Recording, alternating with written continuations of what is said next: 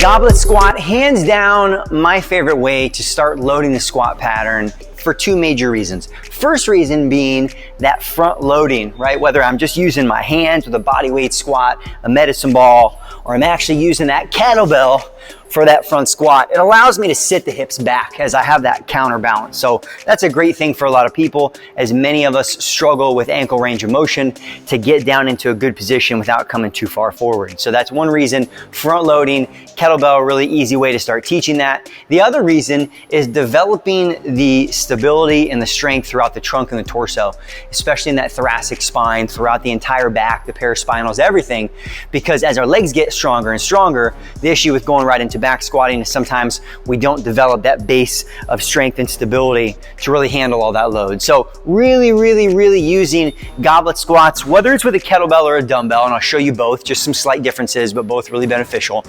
A great way to make sure that as we're building that leg strength, we're building that strong torso, we're building the entire core system to go along with it to support all the strength that we're building over time. All right, so either way, when it comes to setup, now this could go for all squats. Everyone's gonna end up looking different. All right, we could probably do an entire squat seminar. We're gonna keep it pretty simple here. Maybe a little bit wider than hip width, and toes maybe just slightly out, okay? Now everyone's gonna be a little different, but maybe 10, 15 degrees. That's gonna be easy starting point, and then adjust from there based on how we feel in body size. The other thing, especially if we're gonna use the kettlebell, one of the benefits, the handle shape actually allows us to create some tension inwards, meaning squeezing in. A little harder to do. We can still do it with the dumbbell. I'm going to show you how.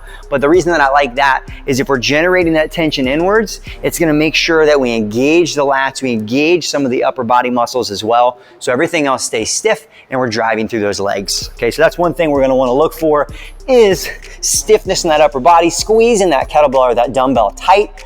And that way, as we drop our hips back first, which is going to be our first movement, that boom, hips go back, nothing else is really moving that much, and I can lower down into a good position, okay? Now, as far as depth goes, it's gonna be dictated somewhat by you and your mobility and your flexibility. What I'm looking for as we drop into that squat is I'm looking for that point in time when we start to break and lose. Maybe someone can drop down further, because that's the nice thing about really the goblet squats. They do promote mobility, it kind of drops you into a good position.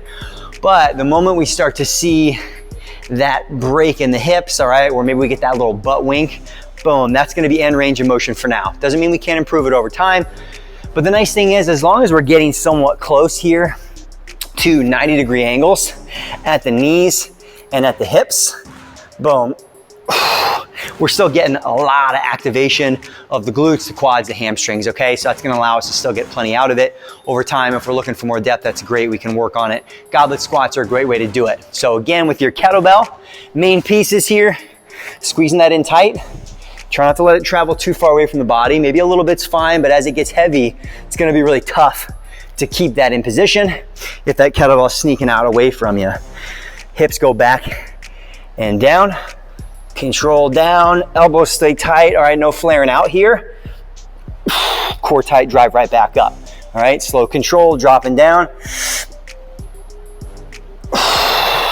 Maybe a small breath hold at the bottom to help maintain that internal tension, wrapping that weight belt of those core muscles around, and then driving back up. And you guys can see, not to go too far into different variations, but like to teach the goblet squats in general with a slow descent, a nice isometric pause. So we're just getting that nice, transition point in between our eccentric and concentric. We're getting our position down and then exploding up out of the hole. All right, so those kind of your basics. Relatively simple on the move, a lot happening. All right, we can make it real complicated, but we're gonna try to keep it simple. Now, if we're using a dumbbell, okay, you may not have access to that many kettlebells, or you may get to a point where it's like, hey, you've got a few kettlebells and you're getting a lot stronger, so you gotta start using dumbbells. So sometimes the shape of the dumbbell, it's harder to get that same internal tension with the upper body because our hands have to sit up more here. But I think if you really focus on the elbow position, you can still maintain a lot of stiffness here with that dumbbell, all right? Either way, still a great way to front load the body. You just wanna make sure, based on the type of dumbbell you have, you wanna still try to keep those elbows in nice and tight, almost forearms on the dumbbell, and then keeping that dumbbell nice and tight to the body. Everything else maintains the same, all right? It might be a slight different position of loading, but keeping that dumbbell nice and tight.